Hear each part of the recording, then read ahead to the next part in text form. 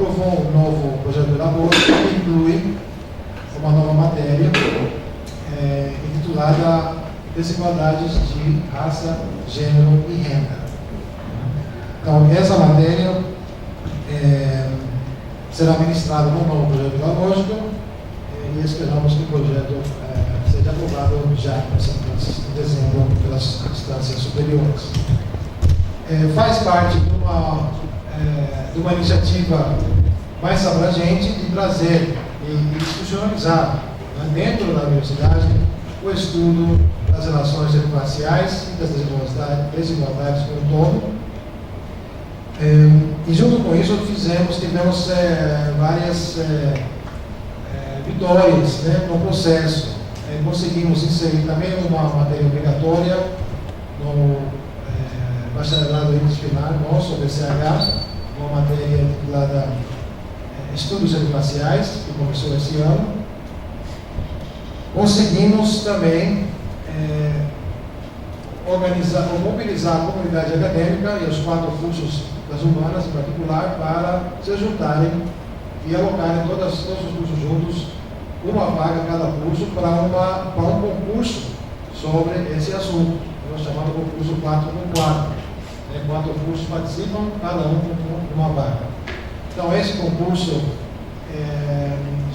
esse edital do concurso já foi lançado, já foi fechado, já houve inscrições, 120 inscritos. O concurso vai acontecer no fim desse mês. E a partir do ano que vem, portanto, o concurso sobre relações interraciais.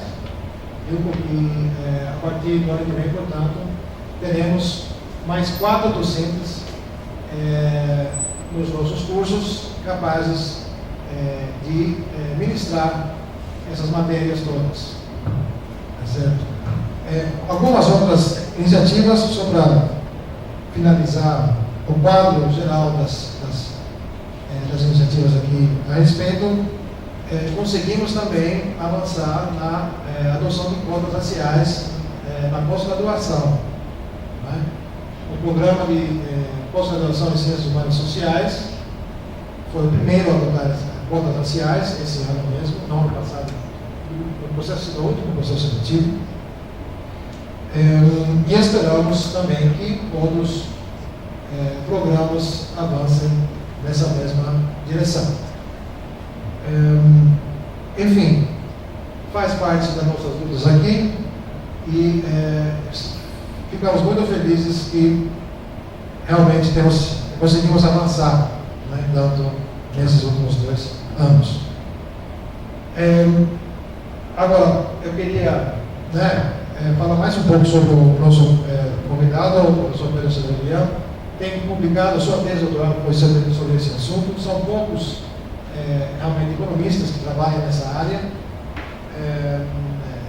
No país, especialmente, apesar de esse assunto ter o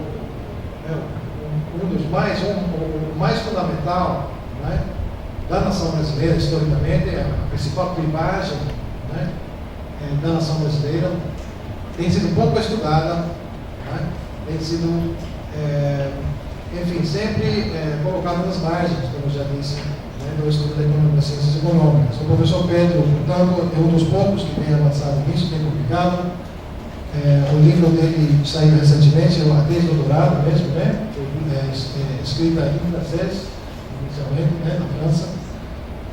E temos para nós um grande prazer tê-lo conosco, né, e compartilhar, né, os seus estudos e as suas ideias com a gente aqui. Portanto, muito obrigado.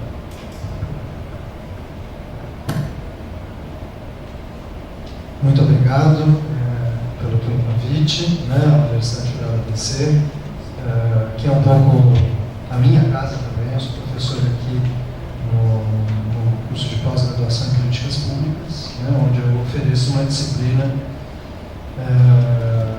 que trata exatamente dessa temática, de políticas públicas de ações afirmativas. Mas é sempre um prazer estar aqui, né, com vocês, em particular aqui, falar para esse público, né, de graduação. Quero agradecer também os organizadores, parabenizar pela iniciativa. a Federal do ABC sempre na vanguarda, né, na região sudeste, no Brasil, né, chamando a atenção para essa questão, que é uma questão totalmente essencial para a gente compreender o Brasil e lutar para transformar, né, essa realidade, como o próprio Pares já disse. É uma honra também compartilhar, né, aqui com colegas de longa data, né, amigos, eu poderia dizer, né, já nos encontramos em diferentes instituições aqui de São Paulo. E também, né, o público, não só de alunos, mas de professores, amigos também assistindo, então, assim, me sinto realmente privilegiado. Eu gostaria de começar comentando um pouquinho, tentando contextualizar um pouquinho em relação ao momento, né, que estamos vivendo no Brasil e no mundo, né, um período sombrio, para dizer o mínimo, né, ouvi alguém dizer né, de um avanço do atraso, né, uma coisa meio contraditória, parece que a gente está recuando, né, em muitos sentidos em relação a conquistas que haviam sido estabelecidas. Um momento de avanço da intolerância, né, e nesse momento, né, de trevas, é sempre bom a gente jogar luz, né, como está sendo feito aqui, né, nessa semana de economia, com temas, né, que abordam toda a pluralidade nas questões econômicas, inclusive essa questão é muito importante, a questão racial. Hobsbawm, né, em suas últimas publicações, dizia que nós estamos vivendo uma era de incertezas. Podia parecer uma aposta um pouco vaga, né, diante de acontecimentos tão recentes e difusos, confusos, mas ele parece que acertou em cheio, né, nessa constatação também. Quer dizer, ele caracterizava esse período mais recente do capitalismo globalizado e neoliberal, entrando no século XXI como um período de grandes incertezas. Exatamente esse é o sentimento que nós temos, né? A gente tem tendências apontando para diferentes lugares, mas sem saber exatamente onde a gente vai aterrissar com isso que vem ocorrendo. E o Brasil no meio desse turbilhão todo, né? E o interessante é que o racismo, né, de repente, tomou uma nova dimensão, ganhou uma nova dimensão também diante desse período, né, de sombras, de intolerância crescente que a gente vem vivendo. Né? Foi um tema recorrente nas eleições americanas, né, infelizmente. Né? Há relatos de aumento, né, de ataques racistas após a eleição de Donald Trump, que, enfim,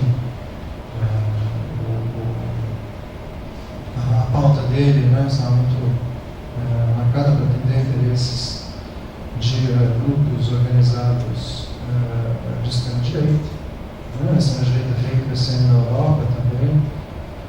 Presente no Brasil, basta, enfim, abrir o jornal, não ler o jornal, mas enfim, basta olhar a timeline do Facebook, a gente sabe que eles estão cada vez mais presentes, não só na esfera política, mas agora também no debate, né, universitário, enfim.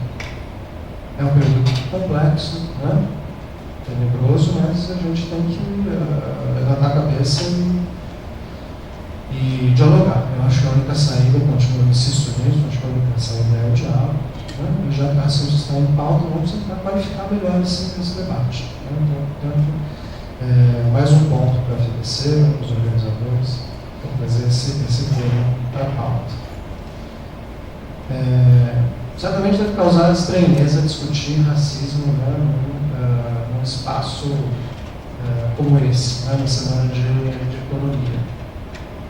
O Brasil causa muita estranheza. Né? O Paris já mencionou que há uma insistência muito nobre aqui do esclarecer, né, de chamar atenção para essa questão, mas isso é muito marginal ainda no Brasil. Né? As pessoas procuram fugir do debate, porque é um debate que é polêmico mesmo, né, no nosso país. É uma ferida aberta que pouca gente quer cuidar. Agora, não é o caso em outros países, por exemplo, nos Estados Unidos, né? A gente gosta sempre muito de olhar. Nos Estados Unidos, esse debate está pautado há décadas, né? E inclusive, né, no campo da economia, né, uma série de economistas célebres até discutem essa questão. E alguns deles agraciados com o Prêmio Nobel. No caso de Gary Becker, começou pesquisando em economia com uma tese de doutorado sobre esse assunto, da discriminação, vou chamar depois, o trabalho dele. Kim Farrell, outro prêmio Nobel, também discute bastante uma outra perspectiva, também neoclássica, conservador econômico, mas também agora a questão da discriminação. Phelps, outro economista célebre, discute essa questão. Enfim, a gente tem uma lista aí muito grande, né, de autores renomados americanos da economia discutem a questão racial. Esse tema já está pautado lá na sociedade americana, né, há muitas décadas. Como eu disse, isso está tomando uma relevância apenas mais recentemente no Brasil. Eu espero que ocasiões como essas sirvam de estímulo para que a gente forme profissionais, pesquisadores interessados nessa temática aqui também, porque eu estou cansado de ficar sozinho discutindo. Senão, claro, a gente tem que ter a presença da Ana, que também está abordando questões de gênero, se não me engano, né? Essa é uma temática que vem cada vez mais interesse no Brasil, mas, em geral, a gente fica um pouco sozinho, né, no Brasil, discutindo racismo, discriminação.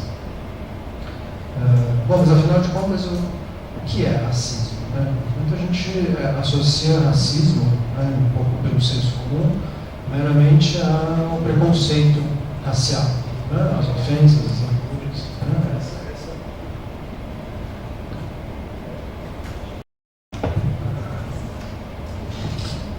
Essa tendência de associar racismo ao preconceito acaba deixando a análise num campo muito restrito. Né? O preconceito ele é analisado praticamente por suas motivações psicológicas, né? e individuais.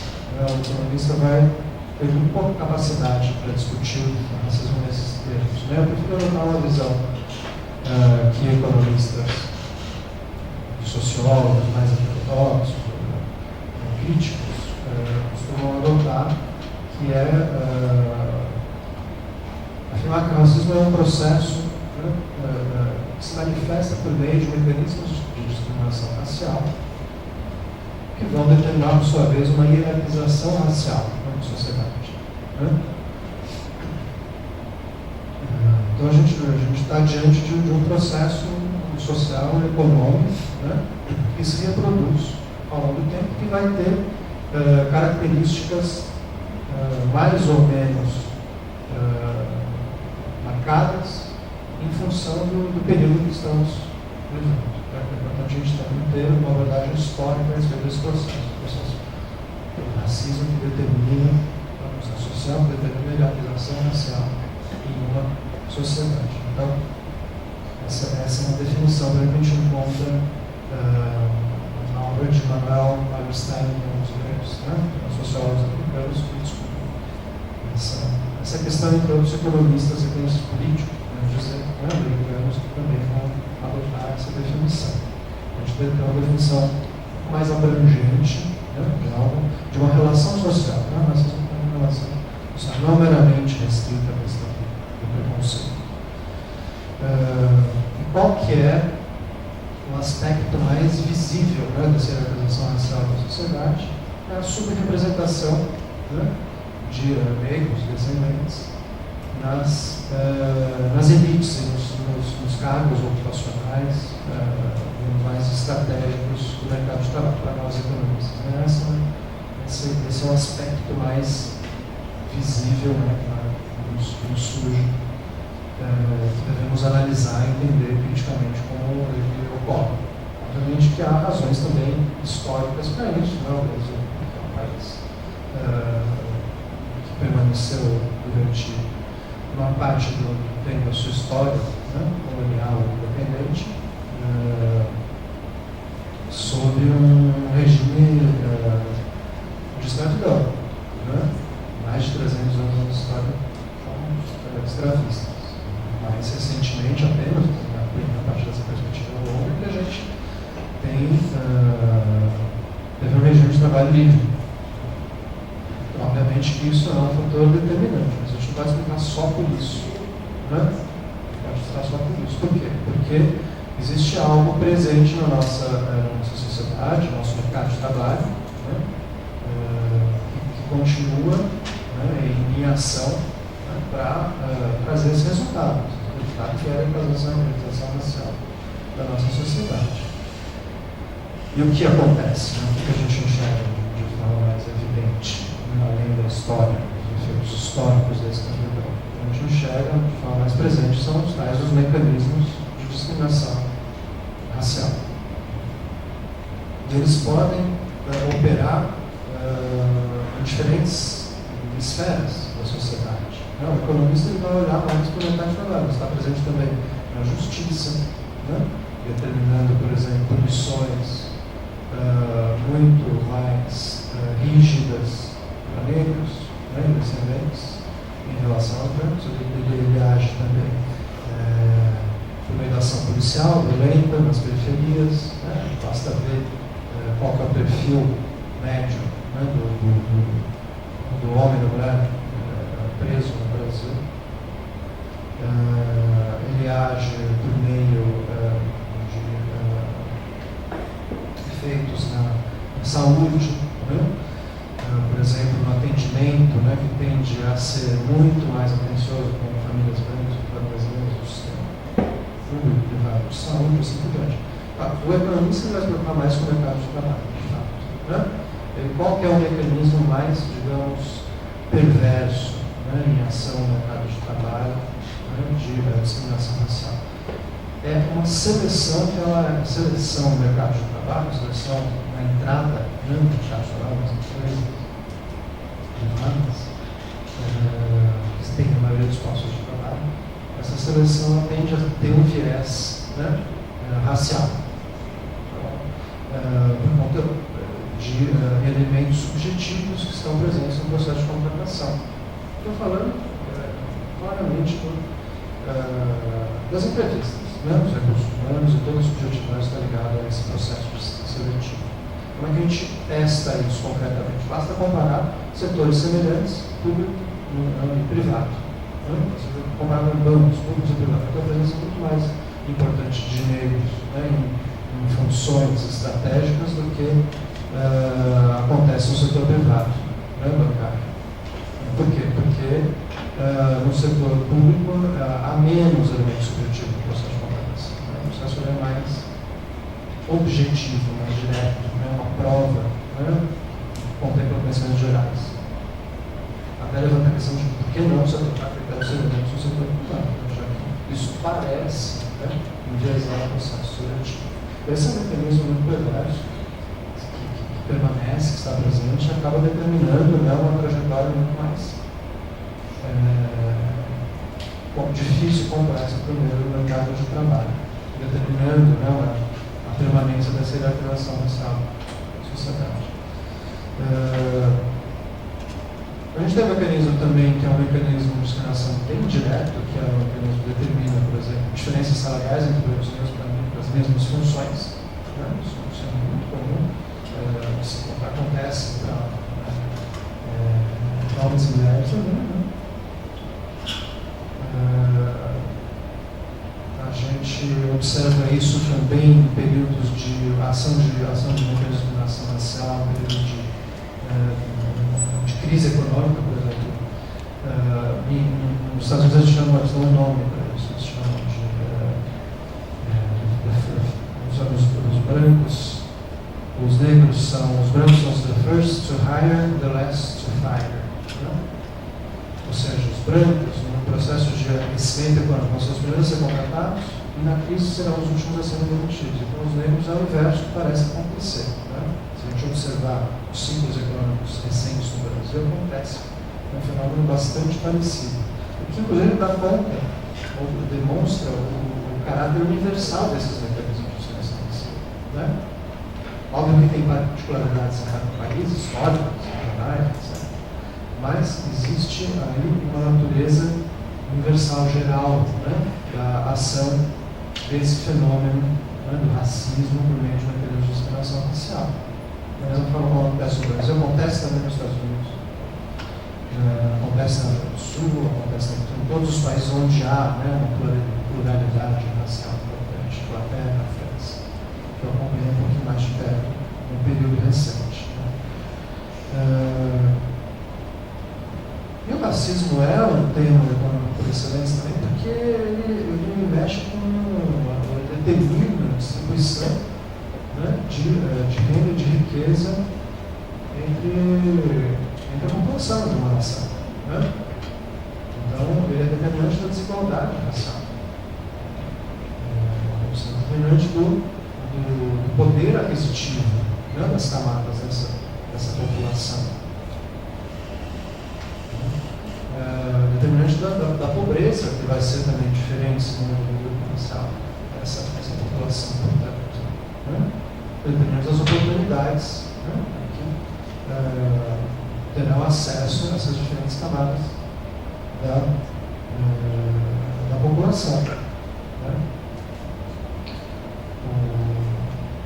O racismo ele ceifa talentos, pode dizer. Eu vou chegar lá na minha experiência recente como professor, né, universitário, começou lá na Mackenzie, a gente tem essa figura única também. Minha experiência recente, né, permitiu acompanhar essa transição, né, onde os negros começaram a penetrar na universidade em um peso crescente à medida que o tempo foi passando, por conta de políticas públicas foram adotadas. E a gente se surpreende muito, né? Tem os alunos cotistas, enfim, que são beneficiados pelo processo de reserva de vaga, etc. Os pobres, né, que vêm de camadas menos favorecidas, e os negros, muitas vezes eles se destacam, né? Muitas vezes eles são os melhores alunos. Acabei de dar um 10 para uma aluna errada da 10. Para uma aluna, né, e é negra, por acaso, né? Ou não por acaso, não sei, eu não consigo explicar realmente a natureza precisa desse fenômeno, mas eu constato que isso acontece, não sou o único a constatar, né? Os dados também permitem demonstrar isso. Então, eu fico pensando, imagina se não existissem portas, né, caminhos de acesso, estaríamos ceifando um talento. E se a gente consegue que uma pessoa se destaque, não precisa ser nota 10, tá? É um exemplo extremo justamente para chamar a atenção. Se a gente consegue salvar uma pessoa, né, já é um grande resultado para ser comemorado. Né? Porque é disso que se trata, né? A gente está discutindo juntos aqui, todos, né, diariamente, que tipo de sociedade nós queremos. Né? E na nossa Constituição, não sei se vale ou não vale mais a nossa Constituição, mas enfim, lá está escrito que a gente tem que dar oportunidade para todos os nossos cidadãos. Né? E o racismo, né, esse fenômeno atuando da forma que ele atua, e isso é possível de se constatar na análise econômica, né, por conta dos efeitos que ele traz, das desigualdades raciais. Ele não consegue, né? Quer dizer, o nosso país não consegue dar oportunidade para todos.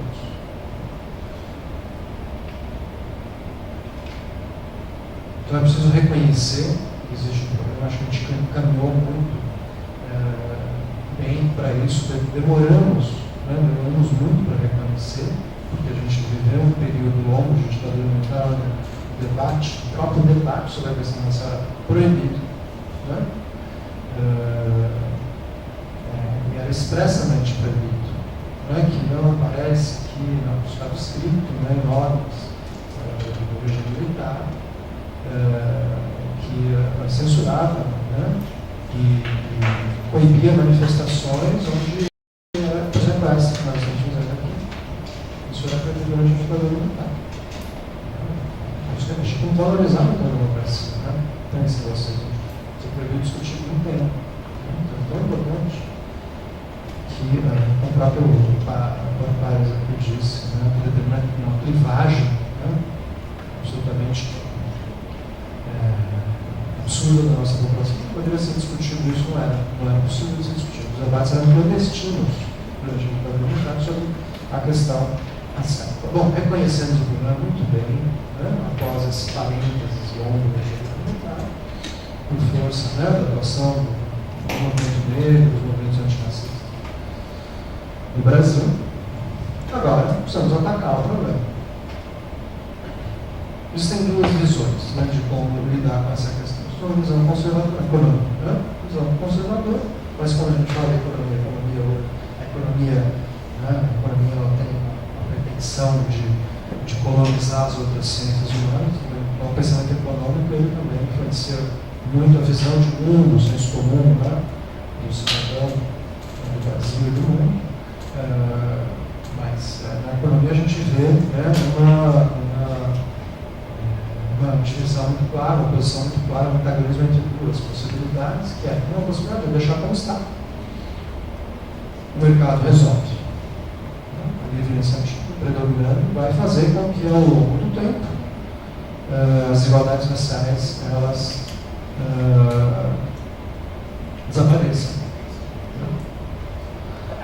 Basta dar oportunidades de educação, de saúde, para todos, que isso vai se estacionar, né, de forma praticamente espontânea. E de outro lado, né, uma visão crítica que vai dizer, não, isso não é suficiente, né, isso não tem se mostrado suficiente.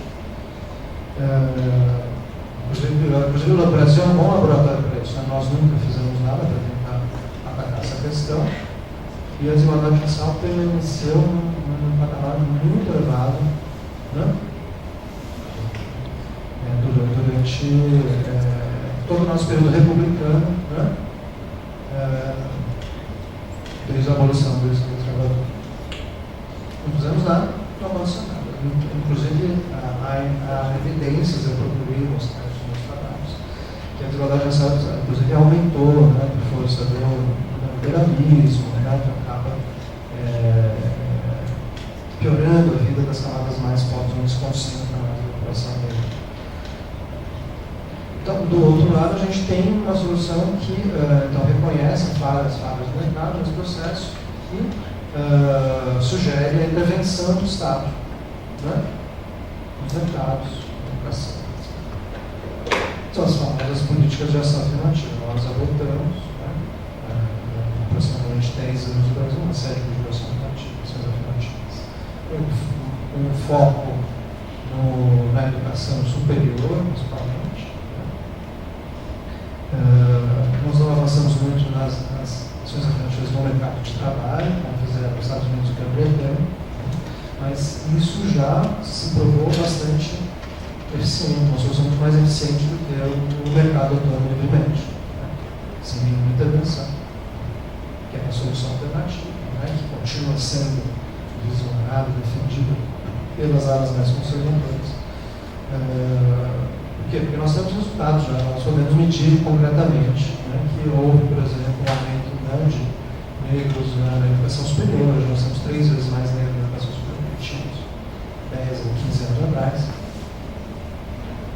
Hoje nós temos muito mais empreendedores negros do que nós tínhamos, né, 10 ou 15 anos atrás. Né. Houve uma redução da desigualdade racial no Brasil, um ritmo lento, né, mas mas bastante constante ao longo desse período. Claro que não dá para se comparar com o resultado que tem nos Estados Unidos e Grã-Bretanha, né, que tem programas de ação relativamente mais bem elaborados, avançados, né? Então, nós estamos numa situação de desenvolvimento bem inferior aqui que se encontra o Brasil hoje. Né? Bom, diante desse quadro, né, como eu disse no começo da minha fala, a gente está num cenário novo, né, um cenário de forte intolerância racial, de recuo dos avanços democráticos. O que a gente pode esperar disso? Né? A gente pode esperar também um retrocesso no campo da igualdade, para onde a gente ia caminhando de forma constante e segura. Né? É um risco que temos que discutir, né? Como preservar essa conquista importante que foi, né, o estabelecimento de políticas de ação afirmativa no Brasil. Eu acho que temos que estar mobilizados para defender, né, e fazer sempre uma defesa bem fundamentada, né, a partir das informações que temos disponíveis. Né? São muitas informações que dão conta do sucesso dessas políticas de ação afirmativa. Temos que lutar para manter-las. A resistência, né, quer dizer, o ataque conservador está posto, mas a resistência também está posta. Temos que, na universidade, apoiar sempre que possível. Supondo, né, que esse cenário seja superado, né, que a gente possa continuar trabalhando para aumentar o alcance das ações afirmativas, eu acho que é importante a gente discutir o avanço das ações dessas políticas para o mercado de trabalho. Existem medidas aí ainda tímidas nesse sentido. No país também se torna delas, quer dizer, é um exemplo, né, do funcionamento desse mecanismo de ação afirmativa do mercado de trabalho, que é na contratação, né, por cotas nos concursos públicos. Isso poderia se estender ao setor privado também, temos discutido isso, como acontece nos Estados Unidos. A pós-graduação também é um espaço extremamente importante, né? Lembrado que país também. Por quê? Porque a gente ajuda a formar, né, professores negros, que é uma área onde tem uma grande subrepresentação, né, no Brasil, especialmente professores universitários. Né? E a questão de uma regulação social das polícias, né? Acho que isso é um tema muito crítico no Brasil, não só no Brasil, né, mas no Brasil em particular. Isso tem tomado uma dimensão assustadora. Né? Eu acho que nós aqui na universidade também podemos dar a nossa contribuição nesse sentido. Bem, é isso que eu... Cortaram meu... Eu acabei mesmo. Falar algo, eu tinha para dizer, agradeço mais uma vez. Muito obrigado pela atenção e pela disposição.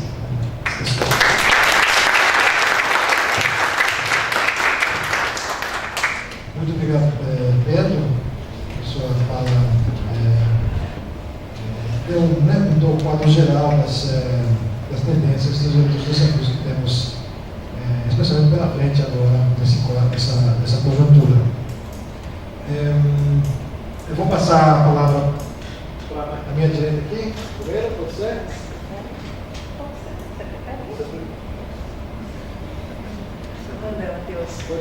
Serena.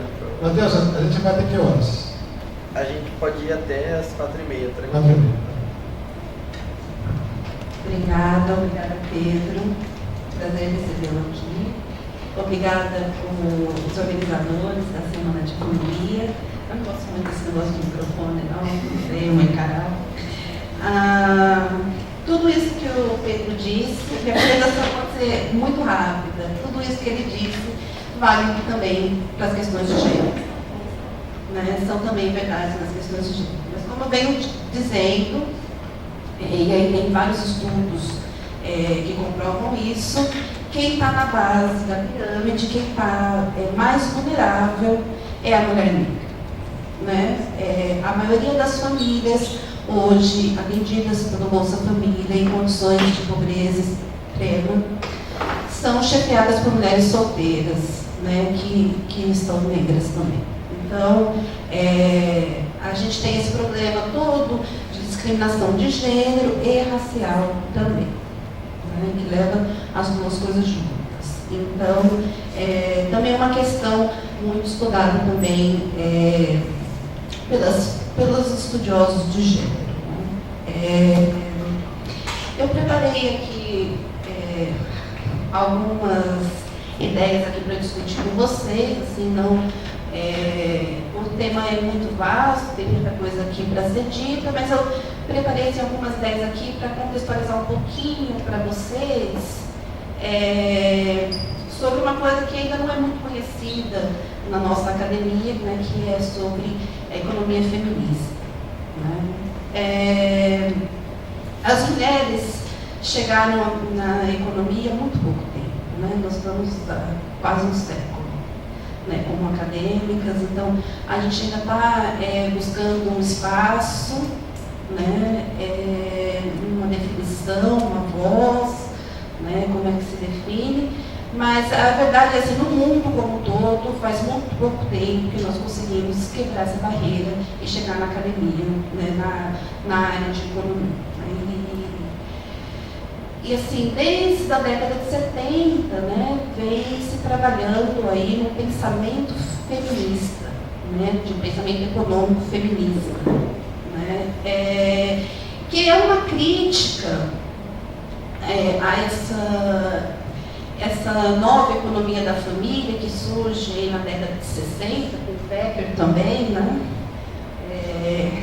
Depois o Becker vai para a Colômbia e ele encontra lá, né, lá em Colômbia ele encontra com o Mincer, com mais o Heckman e mais alguns outros economistas, e eles começam, todos eles, trabalharem ali com assuntos relacionados à alocação do tempo, né? Então, é o tempo, tanto o tempo que você destina ao seu trabalho, como o tempo que você destina ao lazer e também aos afazeres domésticos, né? E esse estudo originou aí o que a gente chama, né, de economia da família, né?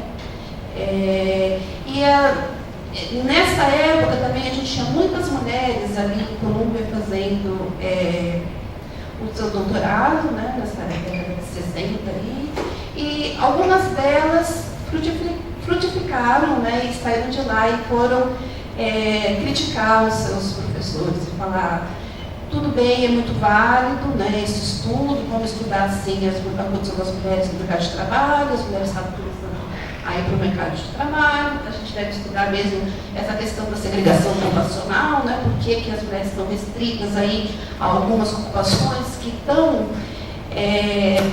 muito relacionadas ao seu papel de gênero na sociedade, né? Então, a gente tem essa discussão, né?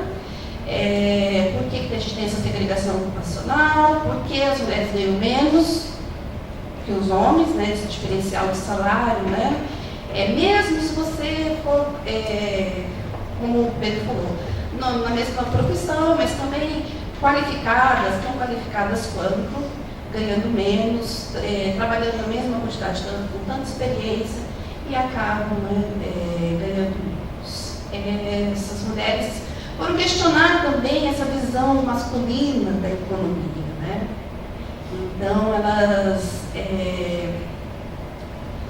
acabaram, eu estava falando da economia da família, né, o que eles estudavam, mas essas mulheres também, além de elas abraçarem essa causa da economia da família, né, que estuda tanto aspectos de trabalho, né, porque quando você resolve ir trabalhar, você tem que saber o que você faz dentro da sua família, né? Como é que você, quem é que vai cumprir esse papel de cuidar dos filhos, de criar os filhos, quem é que vai cumprir esse papel de fazer as tarefas domésticas, né? Para quem eu vou delegar esse papel, né? Como é que vai ser essa divisão, como é que a gente vai distribuir o tempo, mas então entra em questões de educação, né? Temáticas de educação, temáticas de mercado de trabalho, o estudo de várias outras temáticas, mas elas vão para além disso também, vão também para desenvolvimento econômico, né? Para macroeconomia também, e também outras linhas de pesquisa elas vão entrando e vão estudando nessa temática de uma economia feminista que vai criticar muito essa visão masculina, né? A visão masculina, que é muito relacionada, né? O Becker é muito criticado na economia feminista por isso, mas está muito relacionado a dizer as mulheres são biologicamente, né, mais adequadas a cuidarem dos filhos. Por isso que elas têm vantagem comparativa em cuidar dos filhos, então é melhor para as famílias que elas fiquem em casa e cuidem dos filhos, né? E elas vão questionar essa situação. Vão trazer uma abordagem ali, isso é um pensamento masculino, e a gente está questionando esse pensamento masculino. Estou olhando aqui as anotações administrativas. Elas estão questionando esse pensamento masculino, então. E elas vão questionar esse pensamento masculino também em outras áreas, por exemplo, no desenvolvimento econômico. Elas vão questionar essa visão de desenvolvimento que está muito relacionado à indústria e ao crescimento do PIB. Né? O desenvolvimento é muito mais do que isso. Né? Desenvolvimento é bem-estar. Né? Vamos olhar o bem-estar dos filhos. Né? Então, essas questões que vão acontecer. Queria também fazer aqui um parênteses especial para a abordagem, né, que estuda a relação de como é que se dá o processo de decisão dentro das famílias, né? Porque a família, até então, ela é olhada como uma caixa preta, né? É a mesma coisa que acontece ali em economia industrial, né? A indústria é olhada como uma caixa preta. Na economia da família também. As famílias eram entendidas como uma caixa preta, né? Então, você tinha ali várias pessoas, um grupo de pessoas, que você assumia que essas pessoas eram todas iguais nas suas preferências. Mas não é o caso, né? Vocês não são iguais aos seus pais, né? Nem as suas mães, e as suas mães não são iguais aos seus pais, né? Cada um tem preferências diferentes, né? E as pessoas ali dentro da família estão ali disputando as suas preferências. Então, tem toda uma linha de estudo, né, dessa alocação intrafamiliar que vai determinar aí como que se dá o consumo das famílias. Né? Então, essa é uma questão muito importante para a economia e também para os investimentos nos filhos, né, que vem toda essa linha, né, do bem-estar dos filhos. Né? Quem é que decide como é que essa alocação intrafamiliar, né, proporciona melhorias para os meninos ou para as meninas. Né? Então, você tem toda uma linha de estudo que vai olhar desde a alimentação, da educação, da saúde, dos investimentos que os pais fazem. Né? Então, você tem uma influência da teoria dos jogos, nessa linha de pesquisa, né, que vai pegar esses modelos de barganha, como se dá a barganha entre o marido e a mulher. Né? Então, tem muitos estudos empíricos que vai mostrar assim, quando a mulher tem poder de barganha, né, ela consegue impor mais as suas escolhas. E isso tem uma melhoria nos investimentos nos filhos. E uma melhoria considerada nos investimentos, na divisão dos investimentos entre filhos e filhas. Tá? Que tem toda uma relação aí também com o desenvolvimento econômico, né? Porque quando você está numa situação de muita pobreza, de muita vulnerabilidade, você tem que fazer certas decisões. Então, eu tenho uma colega, por exemplo, que ela estudou num dos países da América Central, uma comunidade, ela ficou lá acompanhando alguns meses com essa comunidade, como é que se dava a alocação de carboidratos e proteínas nas famílias. E essa é uma comunidade muito pobre. E ela observou que a proteína era mais era garantida para os pais e para os filhos. E as mães e as filhas consumiam menos proteínas.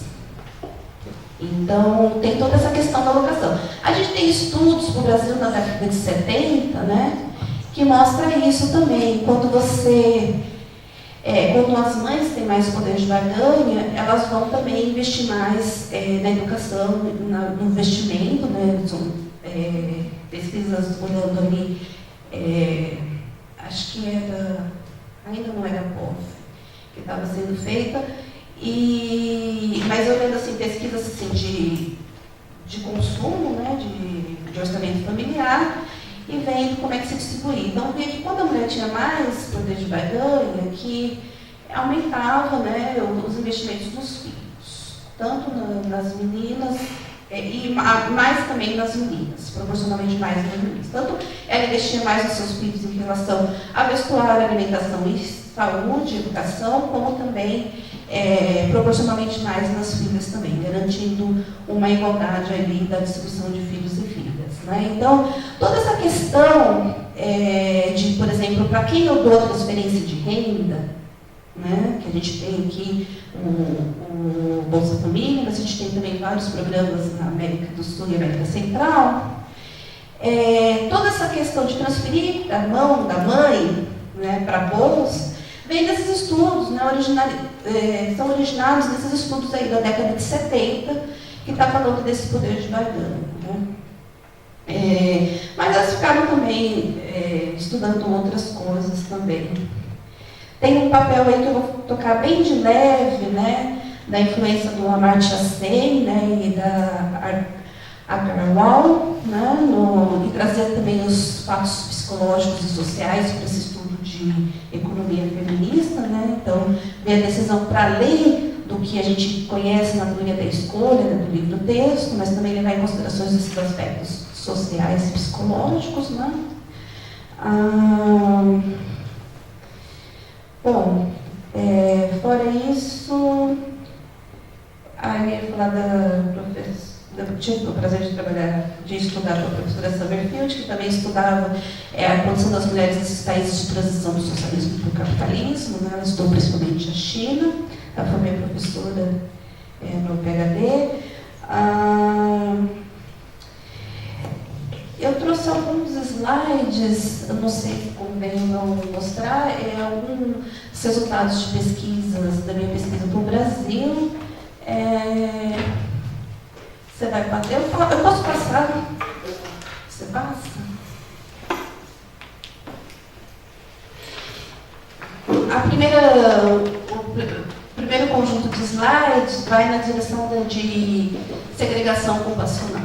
Então, é um trabalho que olha para as ocupações que têm predominância de mulheres, que são mais neutras, né? Porque ela tem mais igualdade ali, a proporção de homens e mulheres é parecida com a força de trabalho, a participação feminina na força de trabalho. Pode pôr no segundo, por favor.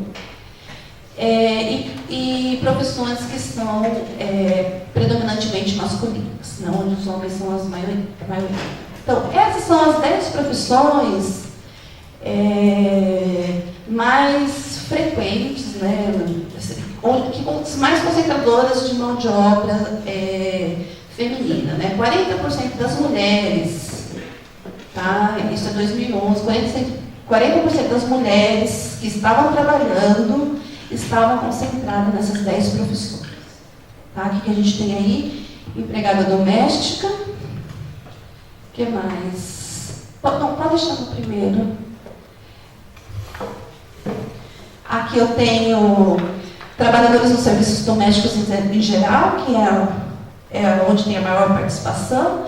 E aí eu tenho escriturários, assistentes auxiliares administrativos, trabalhadores no serviço de manutenção e conservação de edifícios e locadoras, higiene e embelezamento, cozinheiros, operadores de máquinas de costura, professores de primeira e quarta série de ensino superior, técnicos auxiliares de enfermagem e recepcionistas. O que a maioria dessas profissões tem em comum? Elas estão relacionadas ao papel que as mulheres têm na sociedade de provedora de cuidados. Né? Infelizmente, ainda muito concentrado nessas ocupações. E essas não são ocupações que são muito valorizadas. Né? Pode passar. As 10 outras ocupações concentram mais de 10% dos trabalhadores. Então, são 50% das mulheres que estão trabalhando, participando da força de trabalho, estão concentradas nessas 20 ocupações, que não são muito bem remuneradas. Professor, formação de nível superior, educação de ensino médio, fundamental, quinta ou oitava, acho que mudou. Quinta ou oitava é fundamental isso. Secretárias, agentes de saúde e meio ambiente, professores de educação infantil com formação superior, desenhista industrial, escritores e afins, vendedores de domicílio, né, bem de natura, da enfermeiros de níveis superiores e afim, programadores, avaliadores e orientadores de ensino e caixas de bilheterias, exceto caixas de banco. Tá? Do mesma forma, a maioria dessas profissões estão relacionadas aqui ao papel, né, de cuidados que a mulher exerce. Né? Pode passar um pouquinho. Aqui são alguns gráficos da monografia da Isabel, que ela defendeu para o semestre passado, sobre a divisão do trabalho doméstico, né? Que tinha a responsabilidade do trabalho doméstico. Esses são os dados mais recentes da de 2014, né? Aqui nós temos as mulheres casadas, são elas que estão provendo o trabalho doméstico. Aqui as mulheres solteiras, homens casados e solteiros não tem muita diferença. As mulheres casadas, elas estão, acabam tendo um pouquinho mais de responsabilidade doméstica. Pode passar um pouquinho. Aqui é por faixa de rendimento, a gente tem mulheres casadas, que está aqui, filhos aqui e homens casados, né? E também a participação no número de horas por semana em trabalho doméstico, né? Você vê que as filhas não estão ajudando muito, ajudam mais do que os filhos, né? Acabam ajudando mais que os filhos, mas não estão ajudando muito as suas mães. E a gente vê quem que está em pior situação. É justamente essa faixa de renda aqui que tem pouco acesso, né, a eletrodomésticos, que ajudaria a reduzir o número de horas, né, destinados à produção doméstica, aos afazeres domésticos, e que não consegue também contratar, né, pessoas para ajudar nos serviços domésticos, ou não consegue, ou depende, e depende também, né, de creche pública. Né? Acho que eu não vou me alongar muito aqui, não. Pode passar. Falar um pouquinho desse trabalho, que é um trabalho também na linha de barganha, né, entre marido e mulher, e para ver o efeito dessa barganha no consumo, na presença de eletrodomésticos e eletrônicos na família. Né? Então, esse foi um trabalho que eu fiz na minha tese de doutorado, foi um trabalho que acabou na eleição do Obama, quando o Obama veio para o Brasil, acabou saindo na Veja esse trabalho, né, que era sobre os novos brasilianistas. Eles acabaram entrevistando a minha orientadora, e eles queriam saber sobre esse trabalho, porque também estava muito em questão o impacto do IPI na venda de eletrodomésticos e eletrônicos. Né? Então, a gente vê quanto teve a redução do IPI. O IPI era para linha branca, era para estimular a ter máquina de lavar, porque ainda tem pouca máquina de lavar dentro dos domicílios brasileiros. Né? Então, era para estimular a ter máquina de lavar, certo? Mas, o que aconteceu? As vendas que mais subiram foram de televisores. Né? Então, ver realmente essa preferência, né? O trabalho era sobre isso, para ver essas preferências de maridos e mulheres por eletrônicos e eletrodomésticos. E mostrava que nas famílias que as mulheres têm mais poder de valer, tinha mais presença de eletrodomésticos.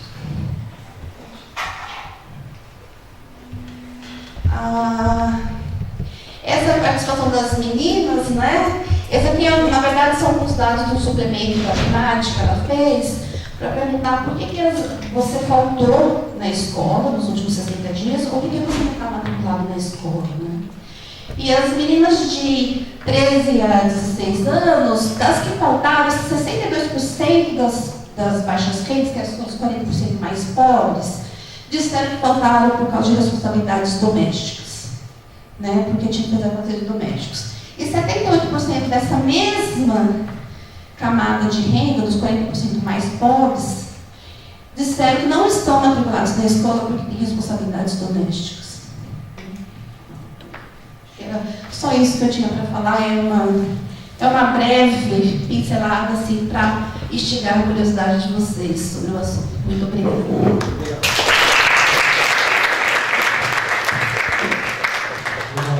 Ana. Professora Ana. Para falar, eu tenho que usar o microfone? Não, você Eu pode. tenho uma inabilidade estrutural com o microfone. Ele vai cair, eu vou tropeçar. Se você usar o microfone, é melhor para nós que a gente consegue pegar uma melhor gravação. E se eu não quiser ser gravada? Não tem especiais. Então eu vou.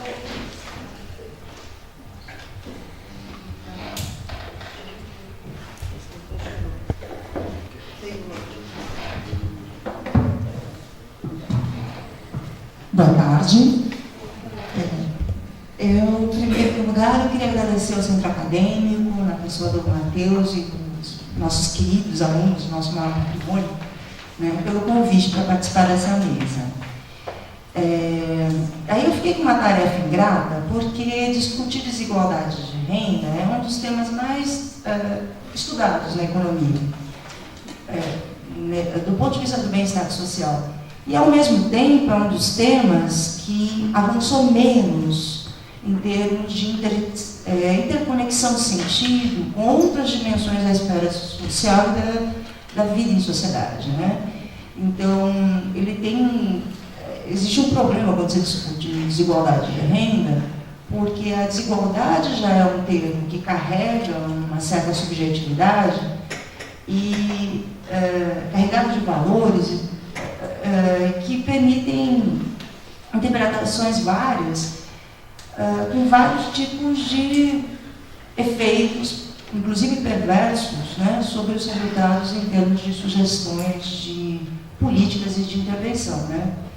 Então, a minha fala aqui hoje, ela tem ali três pontos, né? Eu queria conversar com vocês, em particular, numa provocação do próprio Amartya Sen sobre igualdade de quê? O que a gente está falando, né? A ideia da abordagem de capacitações, algumas das medidas e expressões da presença de desigualdade na realidade social e algumas considerações finais que, mais do que conclusivas, elas colocam pontos a mais para a gente pensar, né? Uma primeira coisa a se colocar é que essa minha fala, ela pretende apontar algumas coisas que, de certa forma, eu acho que encontraram o seu lugar na UFABC. Ela parte de uma perspectiva multidisciplinar, interdisciplinar, né, e um compromisso muito sério com excelência e inclusão. Então, desse ponto de vista, vale a pena salientar que aqui eu fiz alguns apontamentos do que é o desafio da disciplina de desigualdade de raça, gênero e renda. Eu deixei em vermelho alguns pontos que eu quero tratar e que é um pedaço muito pequeno do desafio que se coloca por essa disciplina, que a universidade, em grande medida pelo apoio e pela liderança do Pares, né, se transformou numa, vamos dizer, uma bandeira até, né, de atuação, para além da excelência com inclusão para a transformação social, né? Então, os pontos que eu vou lidar, mais ou menos, assim, muito superficialmente, são sobre as medidas de desigualdade, a abordagem de capacitações, né? E discutir aí algumas inquietações que eu tenho nessa trajetória, discutindo de qualidade de vida e indicadores, desde 2015, quando eu conheci o Pedro, né? Então, para começar, vamos pensar o seguinte, quer dizer, um de cada vez. A desigualdade, ela pode ser mensurada, e esse tem sido um dos avanços da teoria econômica, né? Você usou todo o instrumental técnico para mostrar medidas diferentes da desigualdade, embora se meça a desigualdade de renda. Daí houve avanço na tecnicidade, mas não houve avanço na abrangência do que significa essa desigualdade. Parece um grande avanço com a ideia de pobreza multidimensional, mas não, o avanço na medida ainda é é pequeno frente ao desafio e o impacto que a desigualdade tem nas várias dimensões da vida social. Né? Uma segunda questão é que, pelo fato de ser mais fácil calcular a desigualdade de renda, o debate da desigualdade restringiu a renda. E a renda não é um fim em si mesmo, muito pelo contrário, ela é uma mera expressão de uma condição, para alguns inaceitável, né? Desigualdade de renda, mas o fato da discriminação racial aparecer também na renda, da discriminação de gênero aparecer também na renda, acabou transformando a renda num fim em si mesmo em muitos programas de inclusão. Tá? Isso é um problema do estudo da desigualdade. Ter mais renda pode significar, sim, que você vai ter mais acesso a bens e serviços, que você vai ter mais acesso à educação, que você vai ter mais tempo livre, mas não garante. E quando o debate se restringe à desigualdade de renda e a meta é reduzir apenas a desigualdade de renda, você deixa de lado outras esferas correlatas ligadas à renda. Então, de certa forma, uma parte da minha inquietação é perceber que a renda é o menor dos problemas. Ela é um indicativo de que por trás da renda existem problemas muito superiores que se expressam pela renda. Então a gente está falando do que aqui? Né? A minha fala é um pouco da desigualdade como um valor que afeta o desenvolvimento de forma negativa e em várias esferas da vida social. Uma óbvia é que e que não está presente na renda, é que quando a desigualdade é muito grande, o seu esforço para alcançar um patamar mínimo tende a ser muito grande. Isso cria desalento. E não é só na renda. Do mesmo jeito que ela cria um certo desalento, por exemplo, quando você está numa sociedade muito desigual, ela também dá vazão para discursos meritocráticos. Então você está longe da média da renda porque você não se esforça. Mas não é assim. Porque a distância relativa que você tiver de um nível aceitável ou almejado de renda, o esforço que você vai ter para alcançar esse patamar é diferente em cada camada social, diferente por gênero, é diferente por raça, e os esforços são diferentes. Tá? Mas a medida sendo uma única medida e a medida sendo pela renda média, dá a impressão que é fácil de alcançar. Em sala de aula eu até brinco, né? A mesma coisa que você tentar colocar a gente, eu que sou sedentária pra caramba, numa corrida de 100 metros com gols. De partida eu vou perder. E o esforço que eu vou ter para chegar até, não é nem na minha chegada, não é nem de partida, nem lá eu vou chegar, é muito grande. Aí eu vou desistir antes de começar. Tá? Esse efeito perverso da renda, a teoria econômica, da desigualdade, desculpa, a teoria econômica ainda não aprendeu a incorporar na análise. E esse é um desafio que eu acho que a gente tem que enfrentar. Né?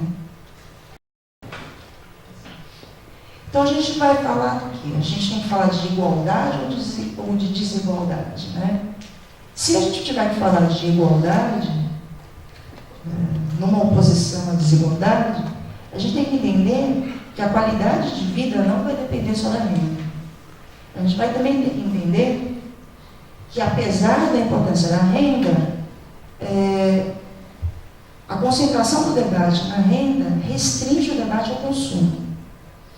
Então, é muito fácil você associar renda a consumo. E é muito fácil você enxergar que você está vencendo a desigualdade de renda através da posse e da propriedade.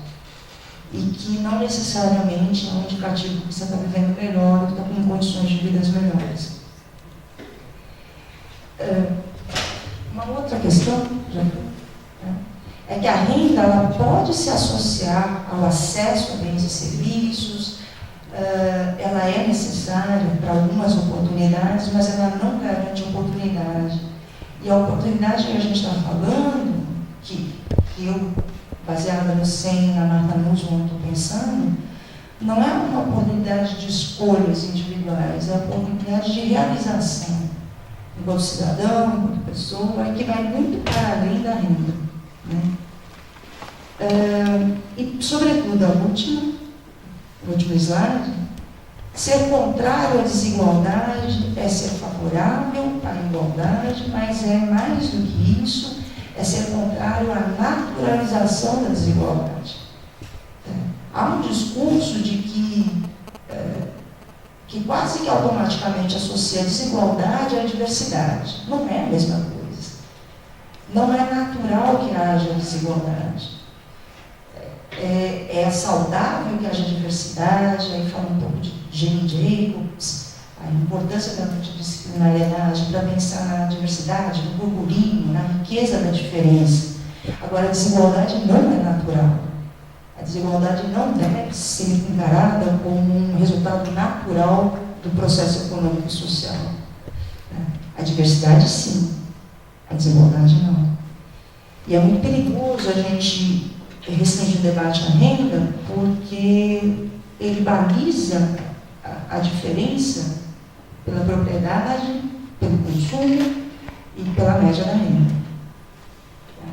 Daí a minha predileção pelo Amartya Sen. Então, eu sei que o pessoal do BCH já leu pelo menos os 2 primeiros capítulos de Desenvolvimento como Liberdade em várias disciplinas, né? Só que não leu o resto. Então, eu sugiro que vocês leiam Desigualdade Reexaminada ou outras obras do Amartya Sen, né? Para não me estender muito, eu vou deixar esses slides para o pessoal do Centro Acadêmico.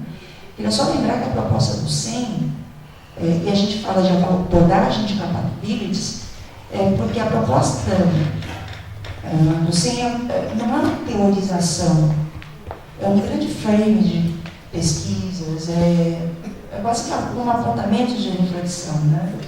E ele, eu acho que é um dos autores que é relativamente melhor sucedido na percepção da necessidade de pensar o mundo de forma multidisciplinar, pensar o mundo nas suas várias dimensões e pensar o indivíduo nesse mundo como afetado simultaneamente, com intensidades diferentes por várias dimensões, né? Então, aí eu saliento que existe até uma certa dúvida em relação a Sen, porque ele já é, no mainstream da economia, alguns acham o Sen um cara legal, né? Outros acham que ele é neoclássico, outros acham que ele é liberal, enfim, né? As pessoas gostam de carimbar as pessoas, outras pessoas, e o Sen é um dos caras mais carimbados, né? À esquerda, à direita, de cima, embaixo, na frente, atrás. Mas tem uma coisa legal na análise do Sen, é que ele diz o seguinte: ó, a gente precisa de réguas, a gente precisa de medidas, porque as medidas são importantes para você ter um foco de análise, mas não necessariamente a medida é uma expressão óbvia da realidade. O fato de você ter muitas medidas vai te mostrar que a realidade não é óbvia. Isso já é um ganho, né, de certa forma. Então, e aí, uma das críticas ao Sen, a própria a Marta Nussbaum, né, que vai dizer o seguinte: uma das vantagens dessa abordagem do Sen, da Marta Nussbaum, Ingrid Homens, é a ideia de que a abordagem das capacitações ela deve ser centrada nas pessoas como um fim, mas não pensando no individualismo como uma das premissas neoclássicas se coloca, mas nas pessoas como parte constituinte de um todo social que é mais do que a somatória desses indivíduos. Então, eu tenho que pensar nas pessoas, e tenho que pensar nessas pessoas que têm direito a escolhas. Não, de novo, não as escolhas não clássicas, aquela que você faz análise de custo-benefício, e é racional, e que funciona no mercado. Mas as escolhas como uma liberdade para trajetórias pessoais de desenvolvimento. Outra ganho da abordagem das capacitações é a ideia de que ela deve incorporar o pluralismo de valores. Senão eu não vou conseguir entender essas escolhas e as possibilidades de avanço social. E quando eu falo de quando a abordagem de capacitações se pretende discutir pluralismo de valores, ela está falando, olha para a história, como que esse conjunto social se formou e como a história condicionou as escolhas de um grupo e daqueles que fazem parte do grupo. O todo e a parte do todo. Historicamente determinadas, socialmente condicionadas, né? E economicamente restringidas. E tudo isso ao mesmo tempo. Tá? Mais do que uma abordagem para entender a realidade, na visão da Martha Nussbaum, a abordagem das capacitações, ela se preocupa com a injustiça social, que não se reflete apenas na desigualdade de renda, mas nas discriminações nos vários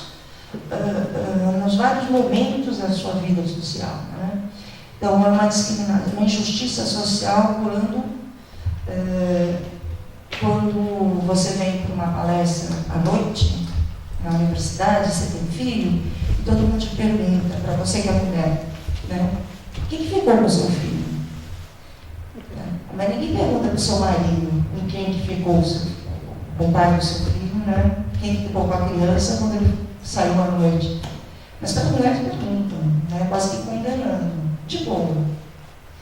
Mas, assim, um pouco que a Ana tentou mostrar, né?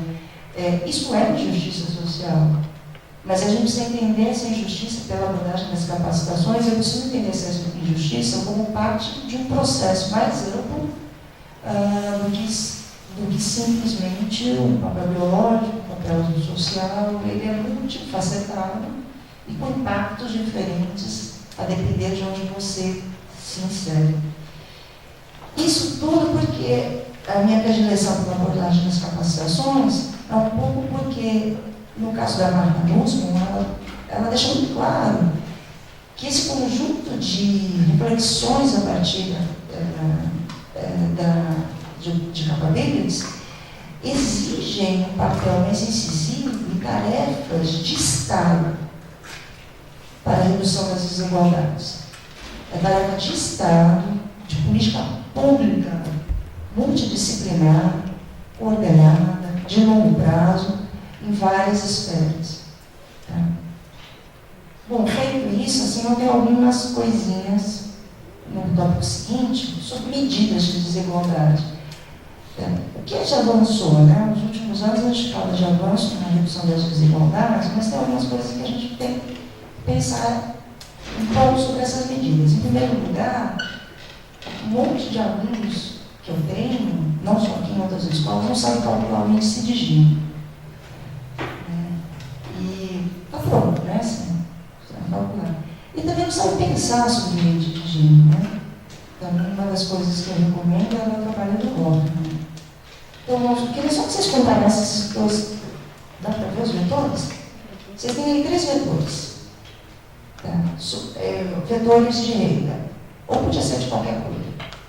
Vetores de número de filhos, vetores de número de iPads que você tem na vida, qualquer coisa. Então, você pega um vetor f de x e compara com o vetor g de x. Qual dos dois é melhor? Ela já colocou a resposta. Né? Qual desses dois vetores? Entre f de x e g de x, qual dos dois é melhor?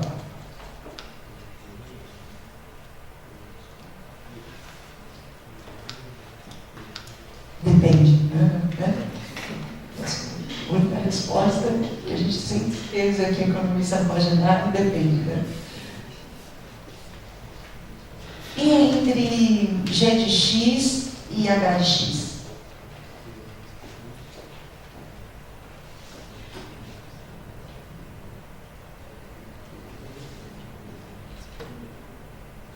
Qual deles é melhor?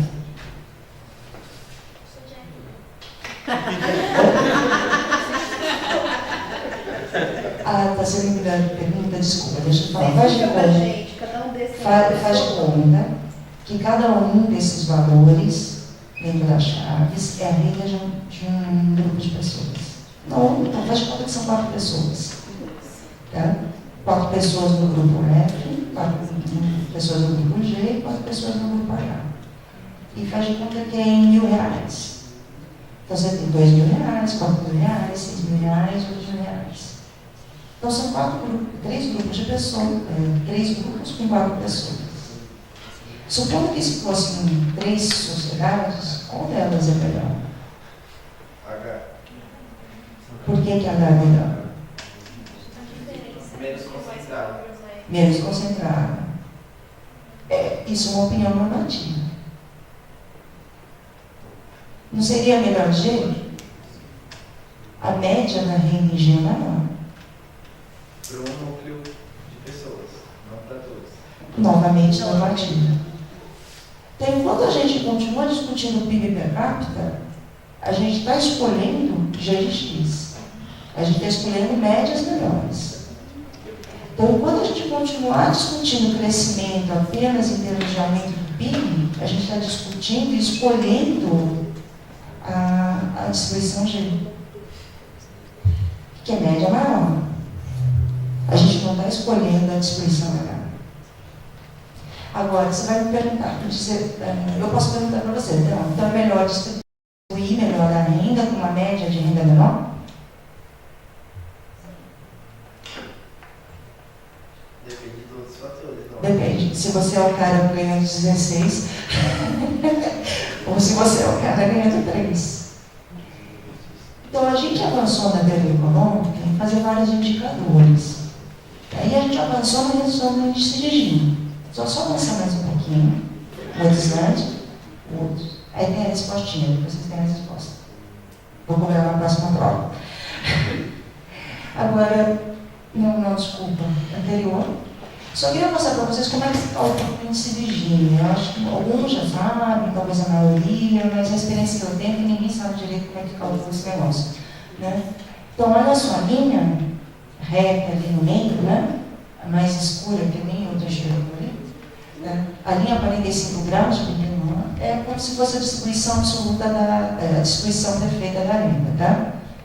O eixo horizontal, porcentagem da população, o eixo vertical, a porcentagem da renda. Então, se 10% da população tem 10% da renda, 20% da população tem 20% da renda, eu tenho uma distribuição equitativa dela, tá? Então, aí, como que é calculado o índice de Gini? Vamos pensar nessa aqui, a vermelha? 10% da população tem menos que 10% da renda. Tá? Aqui, 40% da população tem 20% da renda. Vai fazendo essa barriguinha aqui. O que é o cálculo do Gini? Essa área da barriguinha, esse gráfico da curva de Lorenz, e essa área aqui abaixo. Melhorou. Essa área aqui abaixo. Né? O que é o cálculo do índice de Gini? Essa área aqui, tá? Com uma razão em relação à soma dessa e essa. Traduzindo significa o seguinte: se essa barriga for muito grande, eu sou muito desigual. Tá? Aí essa conta aqui, A dividido por A mais B, vai dar um número grande. Tudo bem? Por isso que o índice de Gini é interpretado assim: quanto mais próximo de 1, pior. Legal? Esse não é o único índice de desigualdade. A gente tem vários outros índices de desigualdade. Tá? Mas ele é uma proxy dessa escolha lá que a gente brincou em relação aos vetores. Ele está te mostrando como está sendo distribuída a renda. Mas não está dizendo qual é a média da renda. Não está dizendo... O índice de Gini pode ser usado para outras variáveis também. Então, 2 problemas. Primeiro, a gente não sabe como é feita a conta dos números que nos oferecem. A gente precisa saber entender os indicadores. Segundo problema,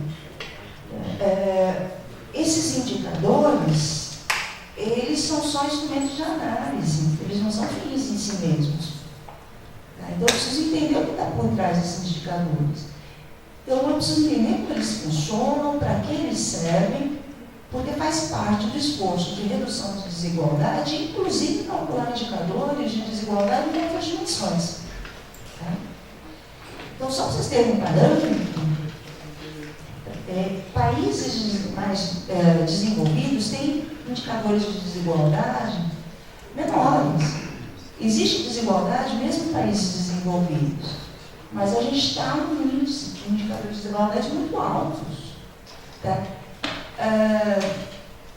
Uma questão que se levanta é que para a gente poder ter desenvolvimento, eu tenho que usando uma tecnologia mais convencional possível, até para a gente ter mais condições de crescimento, eu preciso reduzir a desigualdade nas suas várias esferas, não só na minha. Tá? Porque os esforços necessários para isso têm que ser maiores. Todos os anos. Pode pular todas as pontas. Pula. Vai pulando. Isso. O que eu saliento é o seguinte: a gente convenciona a calcular indicadores de desigualdade só para renda, mas a gente pode, deve pensar em enxergar a desigualdade na saúde, na educação, no acesso à informação, na infraestrutura, na habitação, e a gente andou fazendo esse esforço. Por quê? Porque se eu fizer esse esforço de entender que existe desigualdade, tudo bem que pode ser associada à renda, mas também em outras dimensões da vida social, eu consigo perceber que a desigualdade, ela se expressa no território. Aí, próximo.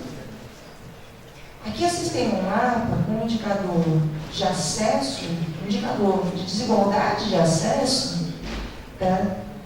Em termos de mobilidade urbana, é o tempo de deslocamento na região metropolitana de São Paulo. Aí vocês vão ver, as partes mais escuras são locais onde você demora mais tempo para sair de casa e para o trabalho. Então aí existe um desigual acesso a meios de transporte, um desigual acesso a bens, à própria cidade, tá? Que é territorialmente visível. O centro está legal, a periferia demora mais e tem piores condições. Esse é um dos indicadores possíveis. No próximo, a distribuição do emprego. Tá? Só que aí vocês têm que interpretar diferente. Onde está mais escuro, tem menos emprego. Você tem menos emprego na periferia, demora mais para chegar no trabalho, então a desigualdade não é mais uma questão de renda. Não estou nem discutindo quanto você está ganhando. Tá? Mas você tem um ônus maior. E é uma desigualdade também. É uma desigualdade na participação que você tem de ocupação do espaço público, é uma desigualdade no viver a cidade, é uma desigualdade de renda, e eu poderia ter separado isso por homens e mulheres também. Enfim, a desigualdade vai para muito além da renda. Para terminar, isso. Que eu me chamo.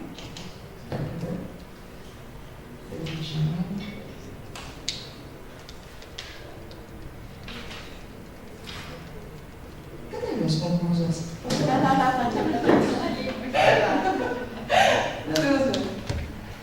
A desigualdade é associada às dimensões que eu bem. Ampliar a renda não é suficiente. Você tem que ampliar as oportunidades para reduzir as próprias desigualdades. E para que haja mais oportunidade, tem que reduzir as desigualdades. E aí, como é que faz esse troço?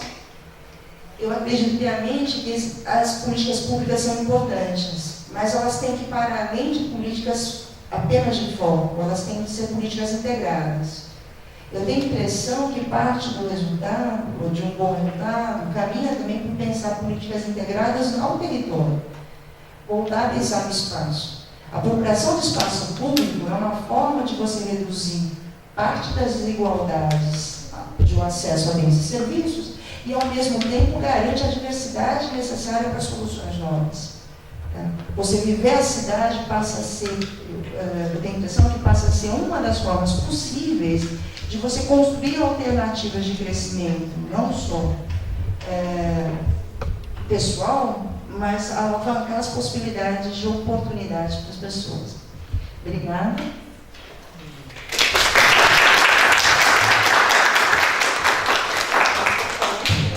Muito obrigado, professor. Agora a gente abre para as perguntas. Mas tá pra longe, né? Uma rodada de 3 perguntas, a gente fecha, manda pra mesa. E se quiser já indicar uma pessoa que esteja na mesa para responder, ou se for uma pergunta para geral, só explicitar na pergunta. Alguém tem uma pergunta? Não?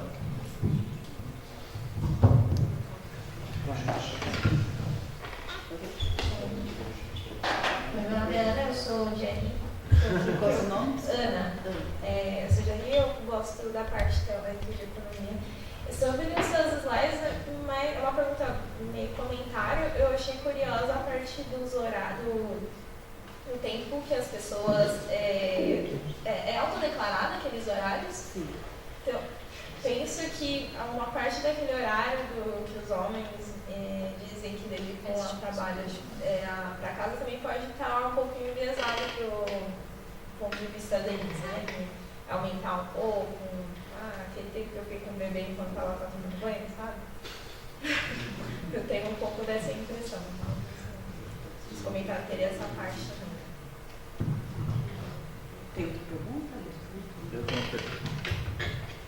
Sobre o caso das máquinas de lavar, se não seria o caso da gente investir mais na infraestrutura de habitação, pensar em saneamento básico, do que oferecer redução nesses tipos de produtos. E sobre a questão da desigualdade de renda, se a gente tentar puxar, se a gente deveria, a perspectiva econômica, nesse caso puxar muito mais para o lado social, do que tentar mostrar com variáveis econômicas se seria uma solução possível. Então, eu torno a mesa.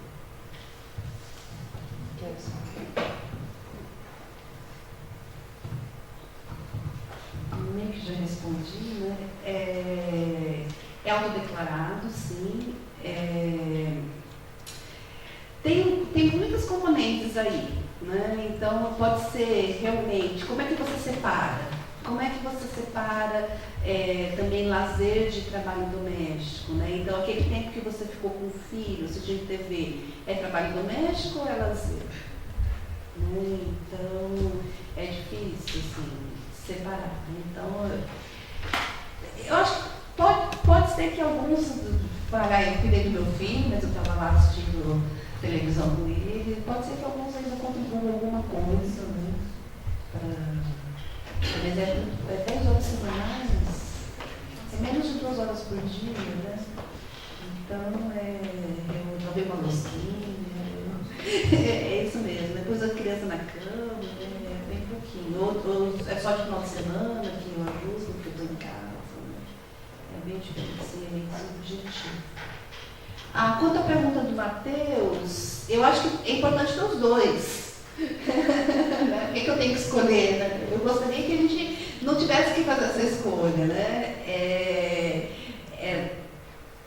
Ter eletricidade, ter saneamento, isso é muito importante. Né? E depois que a gente tem isso, é lógico que a gente vai sonhar com uma máquina de lavar. Porque uma coisa que eu não disse para vocês é que, na verdade, a gente tem essa posição das mulheres nas famílias de muito baixa renda, é muito complicado, porque ela tem que prover o serviço doméstico, né? São muitas horas de serviço doméstico, ela tem que trabalhar fora, porque na década de 80, 90, as mulheres foram empurradas para o mercado de trabalho, né? A gente acha, legal, as mulheres estão participando cada vez mais do mercado de trabalho, mas muito disso, nós somos obrigadas a participar do mercado de trabalho, porque houve uma redução da renda real dos homens, né? Então, hoje é muito difícil você sustentar uma família com um único provedor. Tá? Se você tem um único provedor numa família, provavelmente está numa situação muito excepcional, né? Um homem que tem, ou uma mulher que tem um excelente emprego e não consegue, mas a maioria está em condições de baixa renda. Né? Se você tiver uma família de um único provedor. Famílias de classe média, elas têm 2 provedores, né? Então a gente foi empurrada para esse mercado de trabalho, mas a gente não conseguiu ter muitos direitos, não conseguiu fazer com que a gente dividisse mais os trabalhos dentro da casa, né? Então isso somado a uma mulher de baixa renda que mora na periferia, longe do seu trabalho, tá? Que talvez sozinha, seja mãe solteira, né? ela está numa condição de que tempo que ela tem para ela. Toda ajuda de tempo é fundamental, né? E acho que a máquina de lavar é um dos, né, dos economizadores de tempo. Tem toda uma linha de pesquisa aí que estuda, né? O saneamento básico também, né? Que a gente já parte disso com uma ideia de ser condição de necessidade básica, né? Que o governo tem que prover de qualquer forma, né? Mas o saneamento também ajudou bastante, né? Porque agora você não tem que ir até o rio, na sua rua, já economiza muito tempo, muito trabalho, né? Quem trabalha de deslocamento, né? Então, isso facilita bastante, né? Vou passar para lá.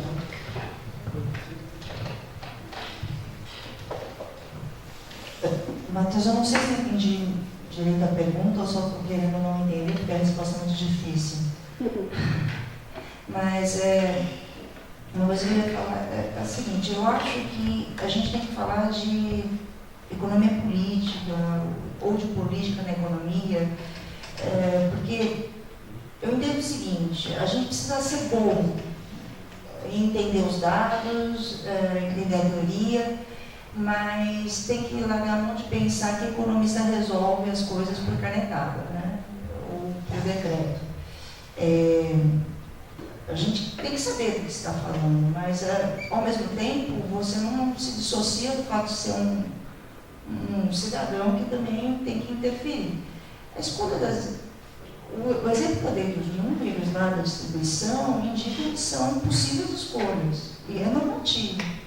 Daí quem vai definir isso não vai ser o economista, qual vai ser o caminho a ser dado, vai ser a sociedade, um processo político, democrático, participativo. Então, não sei se é o problema de escolher as variáveis, não sei se foi isso que eu entendi na sua pergunta. Eu acho que está complicado, né?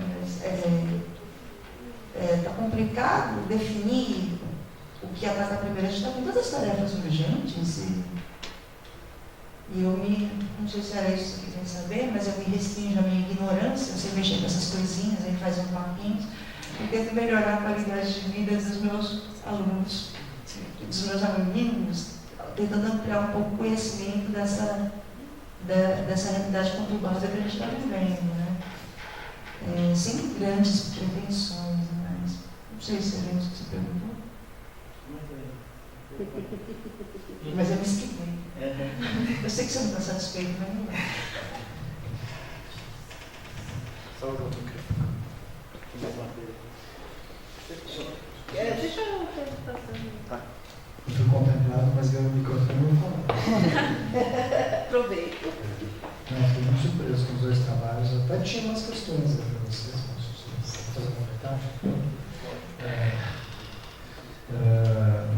Tem uma questão que esses dados que a Ana traz, né, sobre o trabalho doméstico são muito, também, uma realidade muito perversa. Né? Por exemplo, nas faixas de mais alta renda, o trabalho doméstico da mulher diminui, não diminui tanto a diferença entre a desigualdade, que parece que permanece, você deve ter medido certamente, mas diminui o quantitativo de horas da mulher no trabalho doméstico. E ela consegue pagar a renda, mas quem vai fazer é outra mulher, quer dizer, no fim, do ponto de vista geral, social, a mulher continua sendo responsável, né, pelo trabalho doméstico em boa parte, né, dos domicílios, dos lares. Então essa questão está realmente longe de ser resolvida. O dinheiro só não parece resolver, né, nesse sentido, né, quer dizer, a percepção parece resolver, mas não é, de novo, né? Não sei, você concorda com cultura, mas política do dinheiro é uma outra medida, né? Quer dizer, um investimento do governo, né, para possibilitar que a mulher consiga conciliar junto com o homem essas tarefas, né? Com creches públicas, disponíveis, com uma jornada de trabalho, né, que seja adequada, contendo também essas necessidades nossas, né, flexível o suficiente para que a gente possa dar conta das nossas necessidades domésticas, de forma equitativa entre homens e mulheres. A gente vê os países mais avançados com menos desigualdade nesse sentido, isso é uma coisa gritante, realmente, né, que bom de ver esses dados. sobre você, eu tinha uma coisa assim que eu trabalhei um pouco com a adjacência, assim como a Mônica, especialista, assim, parece, né? No meu mestrado. Né? E uma dificuldade que aparecia era sempre a questão de como aplicar esses motivos que ele sugere, essa ótica que ele sugere nas situações assim que você traduz. Porque isso parece não oferecer, né? Muito pragmática. Né? O segundo passo que você chega. A gente amplia a nossa visão, acho que é necessário, se torna mais multidimensional essa questão das desigualdades, que sai daquela ótica pode ter uma série de viés, de pessoas que têm visão só pela renda, como você disse, né? Então, o ponto de vista é legal, mas como aplicar isso continua sendo. Não sei se você avançou desde que terminamos essa décadas. Pode colocar aqueles atividades? Desde a minha época com o Roberto Manasco, na Mackenzie, com o pessoal lá no núcleo de pesquisa em qualidade de vida, a gente já avançou algumas coisinhas. Uma delas, volta. Não, mais pra frente. Esse, volta. Bom, esse. Você tem um trabalho, acho que está dos anos 80, agora eu não vou lembrar, está nas referências. Então, uma sugestão do SEM é o seguinte: pense que, havendo desigualdade, você tem que diminuir, você tem que penalizar distribuições de dimensões que tenham desigualdade.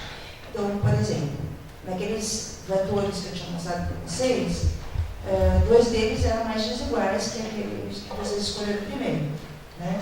Então, se eles são desiguais, então a média, não adianta ter média alta, se essa média de renda alta vai significar muita desigualdade. Então, ele, usando o recurso a partir da curva de Lorentz generalizada, ele tem uma solução, que é a generalização de 100, que faz o seguinte, ó, W é a expressão de bem-estar, que está ali no slide. Mi é a média. 1 menos I é um indicador de desigualdade. Então, pensando que estou falando de renda, então é o seguinte, a renda pode ser uma média alta, tá? 10. Mas se for desigual, você vai perder posição. Então, você derruba o valor da média, o menos a média. Essa é uma generalização. Esse é um caminho do 100, que ele sugeriu e foi adotado no IDH 2010. Tá? Só que é o IDH sujeito à desigualdade. A outra coisa que ele sugere no indicador é que você amplia as dimensões. Tá? Tudo bem que renda, esperança de vida ao nascer e esperança de vida ao nascer e educação são as variáveis mais importantes, tá? Que geram o próprio IDH. Mas vai para além delas e analisa cada dimensão a cada momento. O que a gente fez foi ampliar. A gente criou um indicador do mapa que aparece no final, pode pôr no final último, agradecimentos. Aí vocês podem mandar meu e-mail também, pode pôr lá.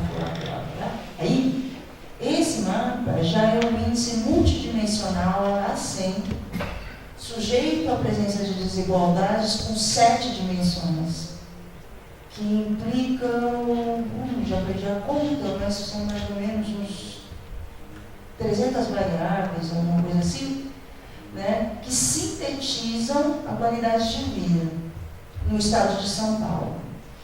Então, o azul é alta qualidade de vida, e vermelho é ruim. Né?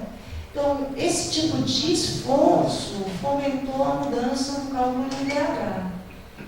A gente tinha feito isso, a gente fez isso para o Brasil. Né? Eu acabei fazendo por isso, eu fiz aqui no FABC. Quem são? Os azuis?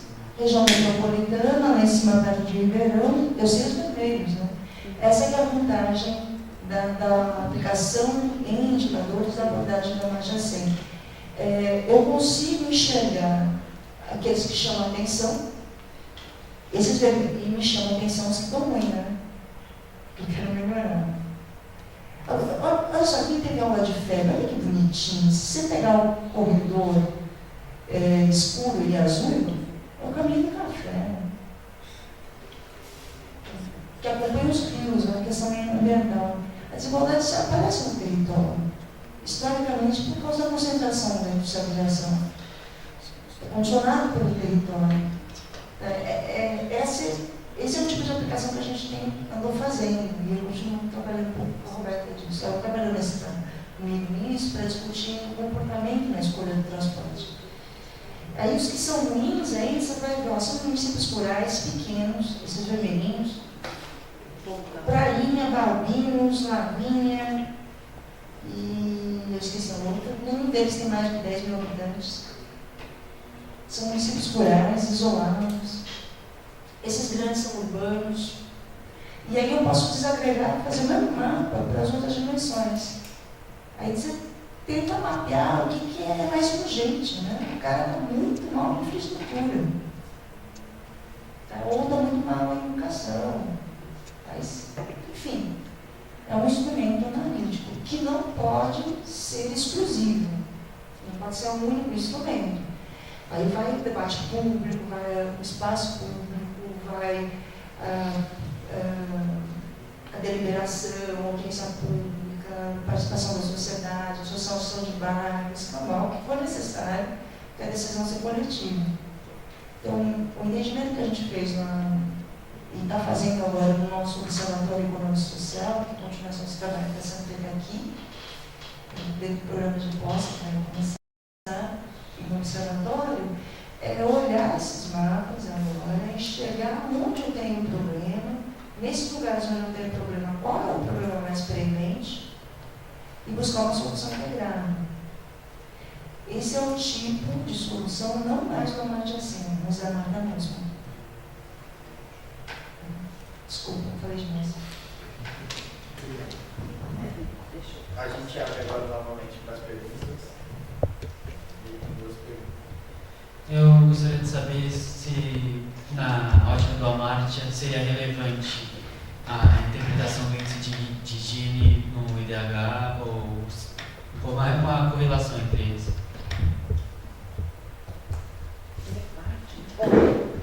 A proposta de...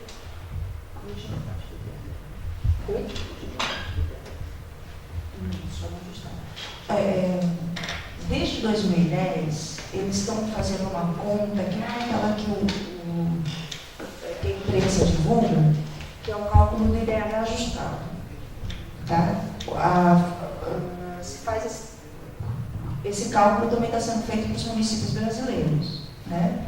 Então, eles usam o índice de Gini. Se usa o índice de Gini para pegar todas as variáveis, educação, renda, experiência de vida ao nascer. Se a média for alta, mas com desigualdade, cai em posições. Só que esse cálculo só é feito de 10 em 10 anos no Brasil por causa do censo. Então, os cálculos que a gente tem do índice de Gini são dados em relação a 2010. Não faz... para algumas variáveis, faz sentido fazer uma correlação entre o IDH, daquela dimensão, o IDH e a sua distribuição, que é pelo índice de Gini. Para outras não faz tanta diferença. Tá? Porque se os municípios forem muito pequenos, você não capta parte dessa desigualdade. Tá? Porque são relativamente... Eles são relativamente iguais. Tá? Assim, se o município é pobre, mas é todo mundo igualmente pobre, a diferença começa muito grande. Se o município é mais rico, aí vai ter diferença. Então, se coloca se você tentar fazer a correlação, ela não vai dar nada. Estatisticamente, ela não vai ser muito significativa. Para o conjunto integral também não, porque ele é uma média geométrica das várias dimensões. E o Gini é calculado para cada uma das dimensões. Tá? O IDH tem 3, e o Gini é calculado para cada uma dessas dimensões. Então, quando você correlaciona, eles vão ter o mesmo caminho, não significa muita coisa. Era isso que você perguntou? Mais ou menos isso. Agora você quer me perguntar o seguinte: municípios que são muito ricos são desiguais? Depende. Não necessariamente. Aqui em São Paulo eu posso te dizer. Santana do Parnaíba e Barueri que é onde está Alphaville, eles estão entre os primeiros posicionados na região metropolitana pelo IDH, tá? Pelos indicadores de renda. Só que eles são muito desiguais. E o fato de eles serem muito desiguais, se eu fizer um novo ordenamento dos municípios sujeito à desigualdade, eles perdem 10 posições dos 39 municípios. Aí você tem uma relação forte. Eles têm média alta e são muito desiguais. Pela abordagem do SEI, eles não são tão bons, então eles têm que perder posições, não são os bons ainda, né? Mas em termos de renda, eles são os melhores. Tá? São Caetano não muda muita coisa, se você quer saber. Tá? É desigual, mas ele continua em primeiro, porque as variáveis de renda e educação são muito altas. Não é muito desigual. Não é muito desigual. A média é muito alta. E também porque territorialmente ele não muda, continua o primeiro na região metropolitana. Era isso que você perguntou? Obrigado. Tá? Mais alguma coisa? Mais alguma pergunta, Vitor? Só voltando para o Pedro, questão de raça, a gente tem estudos mostrando, mesmo com os estudos mostrando, o negro na universidade ainda é uma minoria muito, apesar das cotas, ainda há uma exclusão por causa da renda, por causa das outras desigualdades dentro da universidade. Quais os caminhos para deixar a universidade menos desigual perante a raça? Como trazer mais a comunidade externa, de raça, de renda, de gênero menos favorecida para dentro da universidade, para deixar esse ambiente menos desigual? Vou roubar mesmo, né?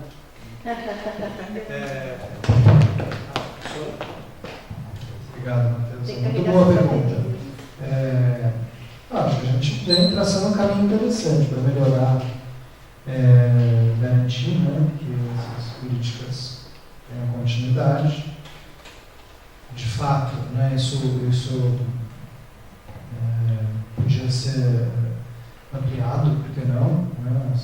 As cotas contemplam, se não me engano, uma proporção que é semelhante à proporção que existe de negros na população, né? Mas como tem um limite de 50% de alunos, né, que são contemplados pela reserva de vagas, então ainda também é um critério social. Né? Esse critério social teremos brancos e não brancos.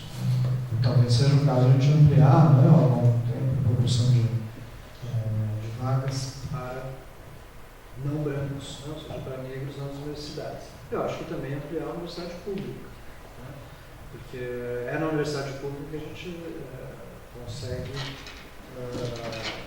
ter mais democracia no acesso, né? Mais políticas de permanência, maior qualidade no ensino que está sendo ofertado. Eu acho que esses dois caminhos são os que a gente deve lutar, né? Para garantir um acesso maior, reduzir as horas de saída no ensino superior. Sendo mais específico, como os Vamos estudantes... ganhar dinheiro também, né? Esse é o caminho, Precisa não ter pé. esse é o caminho inverso do que está sendo proposto por esse governo legítimo.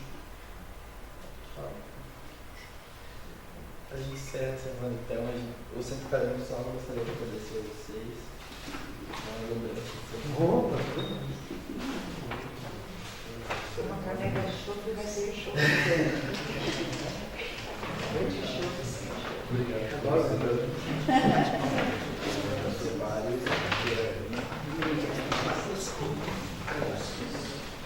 E o Centro Acadêmico agradece a presença de todos também. Muito obrigado.